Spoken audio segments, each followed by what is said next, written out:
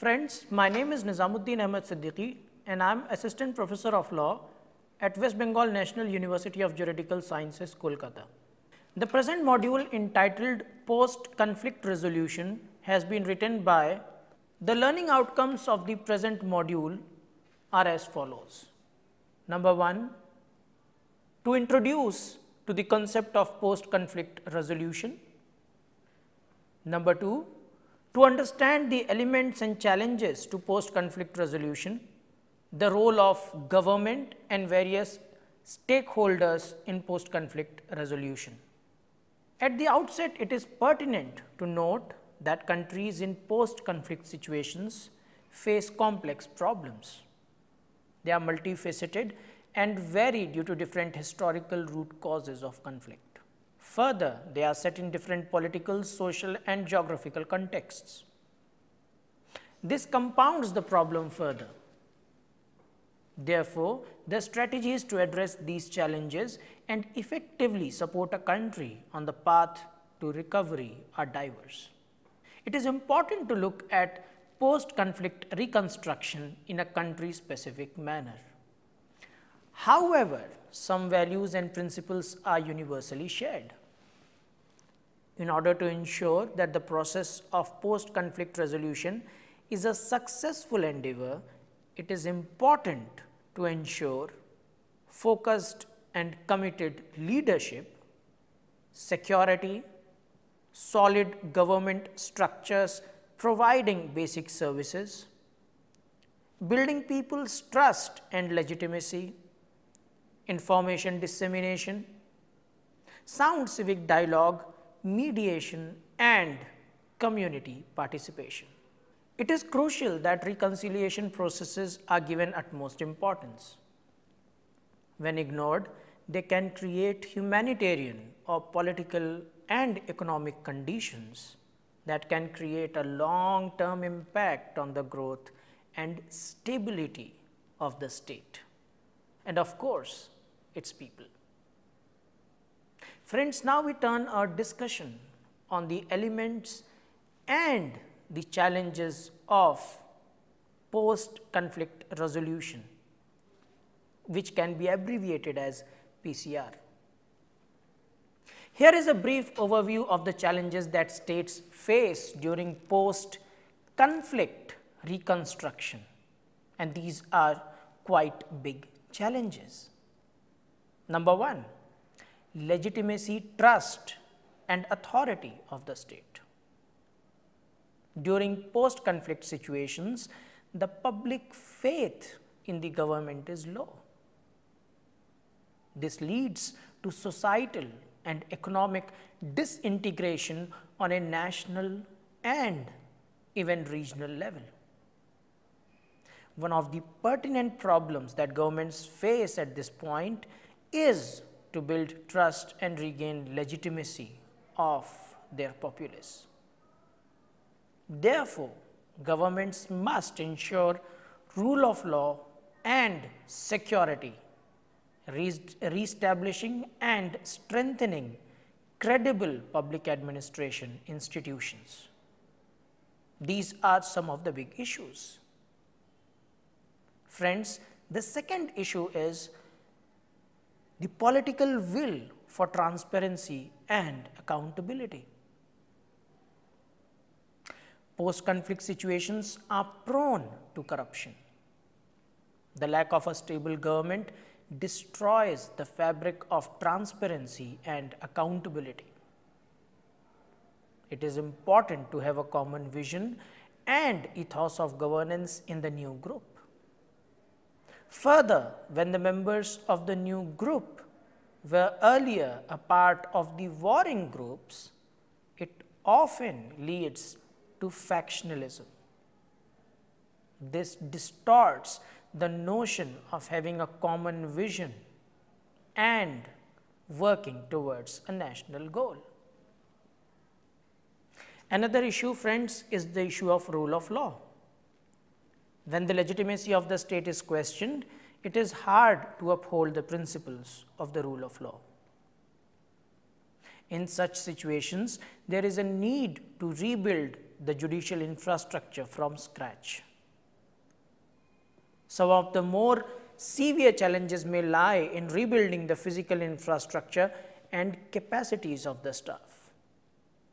Further, stabilizing authority and enforcing the legal and regulatory framework may also take time. Another issue is the issue of social capital and social cohesion. Activities to rebuild social cohesion are vulnerable to being destroyed due to the prevalence of sectarian groups overriding national interests. This dearth of social cohesion can nullify the entire process of post-conflict reconstruction. Apart from civilians in the home state, there are several other groups that undergo severe damage in this process. These groups include internally displaced persons, returning refugees, unsupported youth, child soldiers, and ex-combatants. As a part of the reconstruction process, it is important that the state undertakes measures to make the society inclusive. The other issue, friends, is economic reconstruction and service delivery structures. Along with the peace restoration and reconstruction of stable institutions, the governments also have to focus on getting the economy back on track. This means rigorous economic reforms and restructuring programs in areas of social welfare such as poverty alleviation and healthcare. War and parallel economies continue to thrive during ceasefire. The state has to retake regulatory rights after the violence ends. Otherwise, these parallel economies will take over and deny the state access to substantial revenues. Not only this, absence of state regulatory control will mean that natural resources will be exploited for selfish interests. This will further destabilize efforts to achieve sustainable peace and development. Another issue is the issue of social security and cross-border movement. Production and distribution of basic differences will be affected by the continuing insecurity and violence. This, compounded with the lack of institutional authorities and failure in the social security sector, leads to continuing mistrust of the population in public authorities. This situation at its best can lead to a state lacking legitimacy. At its worst, it can lead to the eruption of unresolved conflicts and violence. Conflicts spilling across borders is another issue. Conflicts spilling across borders are an additional source of continued post-conflict disintegration. These conflicts include illegal traffic of small arms, light weapons, and anti-personnel mines. The government has to devise strategies to regulate movements across borders. This will discourage illicit traffic and promote legal and safe movements. Let us now discuss the role of government in post-conflict governance, which is a very, very important issue. The first role is the role in public administration. In situations involving massive reconstruction of the economy and the society, it is crucial that the public administration must be capable of the management and implementation of the whole set of government activities, dealing with the implementation of law, regulations, and decisions of the government, and the management related to the provision of public services. The post-conflict society is riddled with complexities. Public administration is an important tool to manage these drastic changes. At the heart of efficient public administration is effective public service. One of the key government strategies then would be to build a public service on the basis of a merit and incentive-based system. The other issue is the issue of legislative power and rule of law. The legislative and judiciary are interlinked. Parliaments have a fundamental role to play in the peace-building processes. They legislate on a plethora of human rights issues and address post-conflict security concerns. It contributes to peace building by restoring trust in the legislative power. In post-conflict realities, therefore, the legal framework, judicial institutions, and the penal system need to be re-established. Why? To ensure the rule of law. The third issue is the issue of access to justice. Equitable access to justice is the key to lasting reconciliation. This is often absent in many conflict and in conflict situations. However, the imperatives of justice can often clash with that of reconciliation. In a fragile situation, it is not possible to put leaders on trial. The fourth issue is legal and constitutional frameworks. Peace building and governance hinges on legal and constitutional frameworks. This is constructed through a process of inclusive participation. While short-term needs have to be met through an interim constitution, the rewards of inclusive participation will be worth the time once the situation is conducive for a full freedom of expression. The other issue is economic reconstruction and development. Sustainable long-term reconstruction is dependent on the reconstruction of stable socio-economic governance. The two priorities in a post-conflict society is to regulate ownership and to combat the basis of war and parallel economies. Creation of jobs through public work programs and stimulation of micro and small enterprises are crucial. In an economy where there is already a severe drop in the revenue, reintegrating ex-combatants, refugees, and internally displaced people into the economy will amount to further economy damage. But how to reconcile that? In the post-conflict societies, resources are scarce. Economic policies and institutions must be formulated in a manner that addresses the issue of scarcity. Further, these policies must encourage capacity building for people. International actors should encourage governments to promote private sector development, creation of economic opportunities for business operations and development, as well as entrepreneurship training and policy.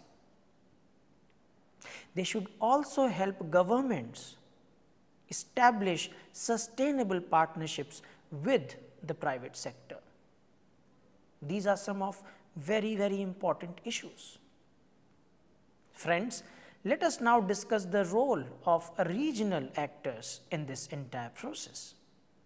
The international communities as well as regional actors play a crucial role in the immediate aftermath of a conflict. However, they face challenges such as lack of coordination and an unclear leadership role on security issues. External funding and technical assistance must be sequenced and provided on a long-term basis.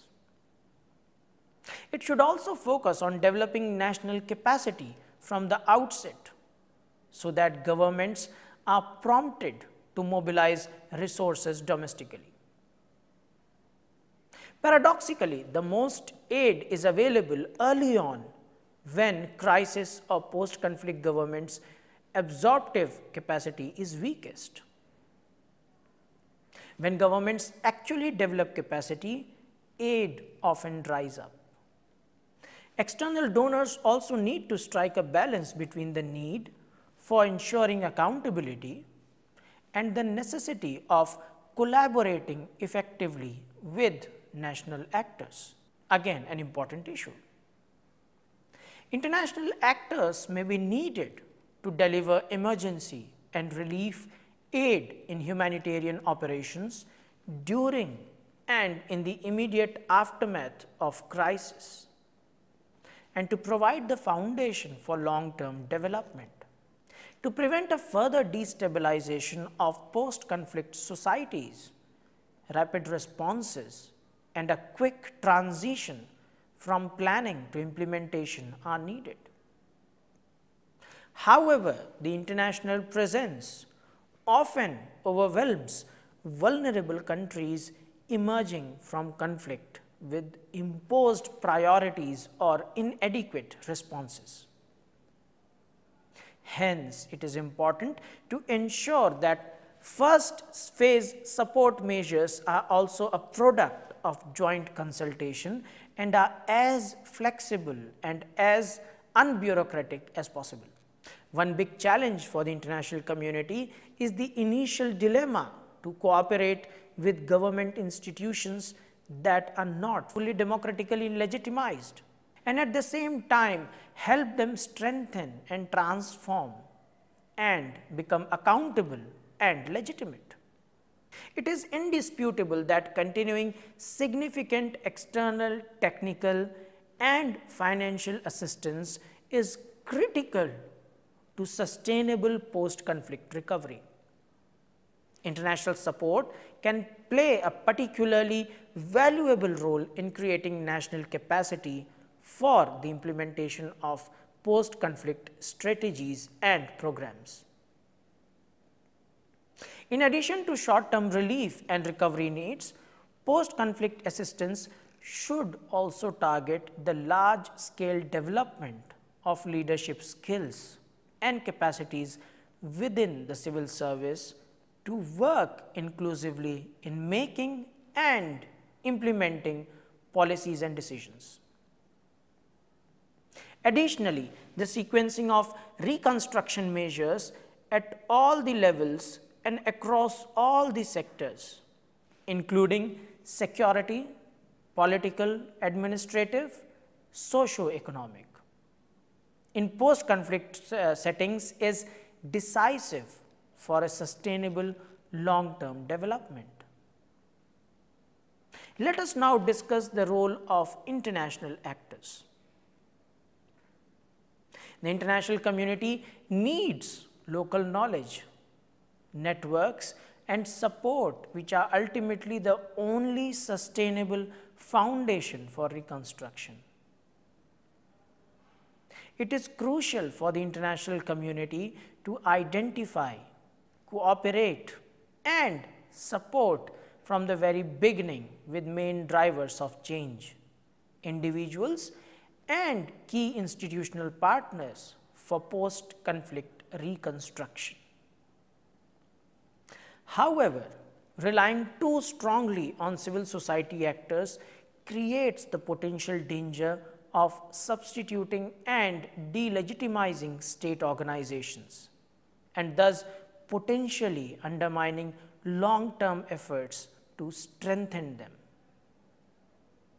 The role of local, national and regional actors is also important. Local, national and regional institutions, structures and processes are the key dynamic and sustainable factors that can provide internal, culturally appropriate guidance, and eventually take over and implement emergency as well as long-term reconstruction activities within all sectors of the society.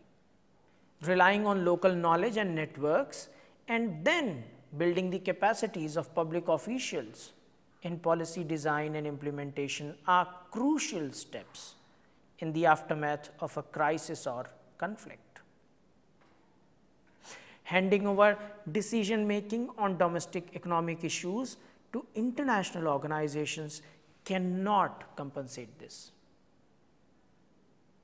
Adequate training measures, establishing appropriate incentives, and reviewing all external strategies with national, regional, local necessities are key elements to make external interventions a success and support for long-term development.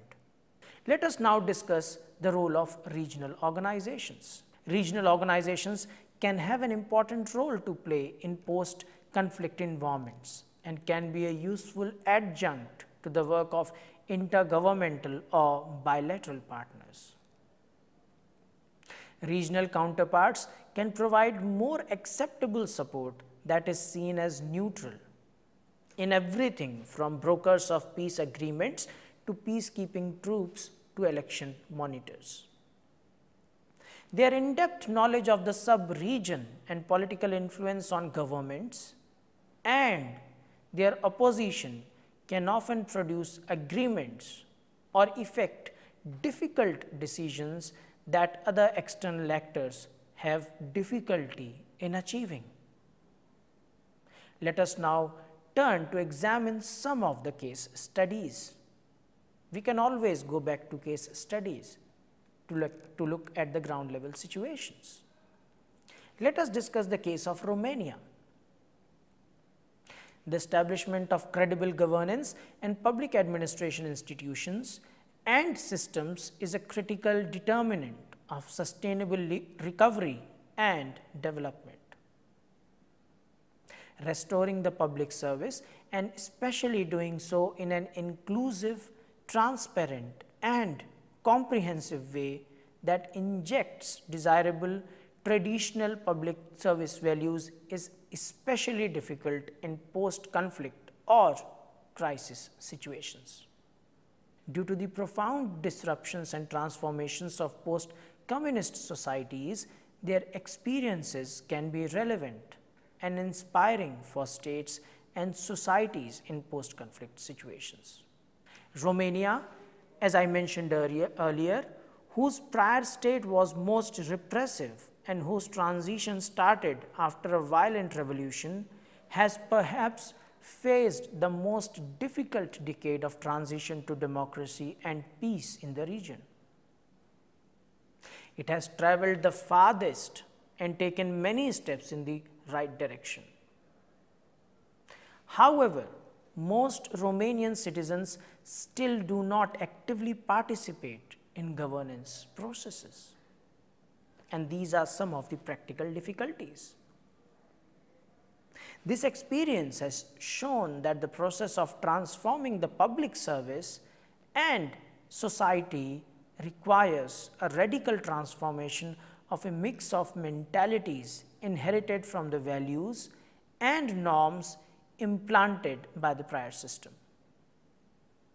The transformation of the institutional landscape and the legal framework has proceeded faster than the change of mentalities, which were still influenced by a lack of trust in public institutions, cynicism, unfulfilled high expectations, uneven access to resources, and overwhelming socioeconomic problems, prior knowledge of rights, and fragile democratic skills. These are some of the very important issues. Romania's public sector has been both the object of and vehicle of reform in restructuring and modernizing the state. Concerted efforts and accomplishments in this regard have had a noticeable impact in maintaining a certain level of public hope for a better future of Romania, in contributing to rebuilding the people's trust in the government, in professionalizing a culture of transparency and accountability in government's activities and objectives, and in fostering participation in policy-making decisions. Some of the notable steps include the following. Number 1, the establishment of the Ministry of Public Administration in 2001, including the Ministry of Interior and Administration Reform, which oversees the National Agency of Civil Servants, whose mission is to develop a professional, stable, and politically unbiased body of civil servants. This is an important issue. Number 2, instituting laws for local public administration, injecting the principle of consulting the citizens in solving the local problems of common interest, and accordingly making meetings of all local councils open to the public. Another important issue for integrating the public of that region. Third, increasing government dialogue with civil society through a special government department of cooperation with non-governmental organizations and state secretary for social dialogue and a department for inter-ethnic relations. This is to integrate the different societies within the state, meaning thereby the different groups and communities. The fourth one, legal measures for assuring transparency in recruiting civil service positions, ensuring the neutrality of civil servants and civil servant wealth declarations. Number 5, rules and codes of conduct guiding the behavior of public servants and the development of network of public ethic officers. Number 6, new institutional mechanisms for social dialogue between employers, trade unions and governments, and for mediation in case of disputes. Number 7, the establishment of a council for national minorities to defend ethnic minority rights and legislation to ensure education in minority languages. And the final one, number 8, ensuring representation of all ethnic minorities in the Romanian parliament, either through voting or by ensured representation of each of nearly 20 minorities. So, these are some of the steps that are taken to include minorities. Despite these efforts, an increased visibility of integrity and participatory measures, more needs to be done. Training on public policy making and negotiations should become mandatory for government employees, helping them to realize the value of civil society input. Finally, there is a need to find ways of raising the morale of citizens. Public education needs to pay more attention to teaching the value and importance of citizen participation, which is a very, very important ingredient of democracy. Let us take another example, Bosnia and Herzegovina. After the war in Bosnia Herzegovina from 1992 to 1995, which cost this small country more than 100,000 victims, the Dayton Peace Agreement was signed in December 1995, giving special powers to the institution called the Office of the High Representative, or OHR, representing the international community in Bosnia Herzegovina and being the ultimate power in the country.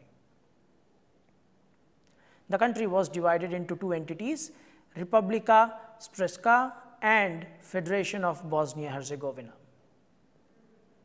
The head of state in Bosnia and Herzegovina is a three-member presidency, one Bosniak and one Croat, each directly elected from the territory of the federation, and one Serb directly elected from the territory of the Republika Srpska.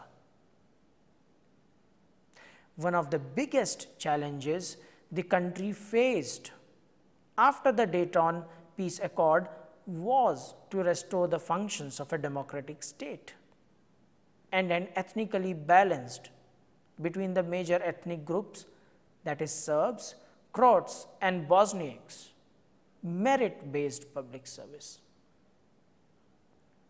All areas of public policies, public administration and the public service underlie strict regulations with regard to equal ethnic representation of these three major ethnic groups.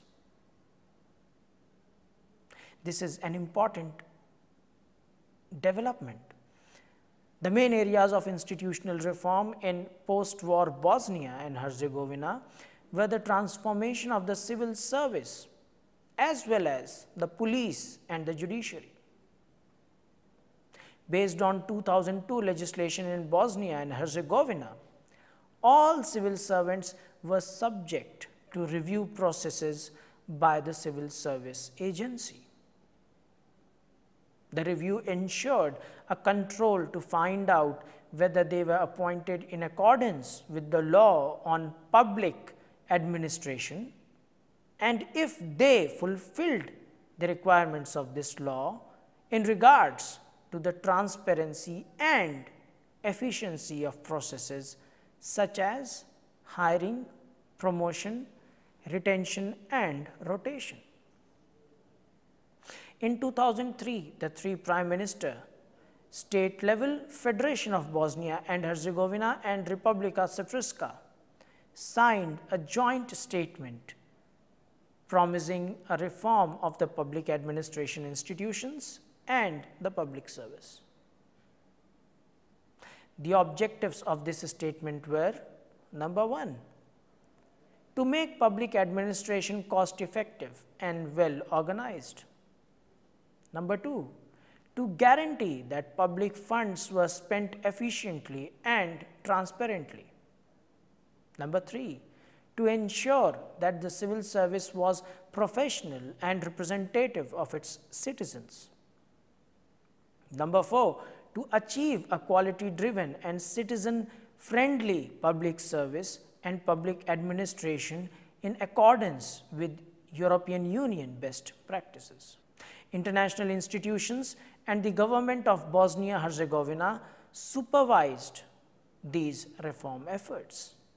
With this, friends, we come to a close of this module. I thank you for your patient hearing.